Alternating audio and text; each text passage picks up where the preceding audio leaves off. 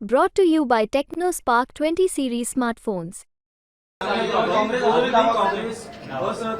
सांगलीची जागा जाहीर होऊन आता 10 दिवस झालेली आहे. मला वाटतं उद्या का परवा संजय राऊत स्वतः तिकडे चालले. आमचा प्रचार अरे एक मिनिट बोलणं चालू आहे. आमची तिकडे प्रचाराची सुरुवात झालेली आहे आणि आता ज्या 2 जागा मुंबईतल्या आहेत त्या दोन्ही जागांमधले माझे शिवसेनेचे कार्यकर्ते मला विचारतात की उद्धवजी काय करायचं. बाकी ठिकाणी प्रचार सुरू झालेला आहे.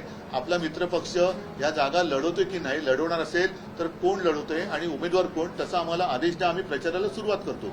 माझी अपेक्षा अशीच आहे की त्याचप्रमाणे जशी रामटेकची जागा आम्ही त्यांना सोडली, जी आमची जिंकलेली जागा होती, अमरावती सोडली, कोल्हापूर सोडली, तिथल्या सगळ्या कार्यकर्त्यांना समजावून मी तिथल्या काँग्रेसच्या किंवा राष्ट्रवादीचे जे उमेदवार असतील त्यांच्या प्रचार कार्याला सुरुवात करायला सांगितले. त्याच्याप्रमाणे ते काम सुरू झालेलं आहे.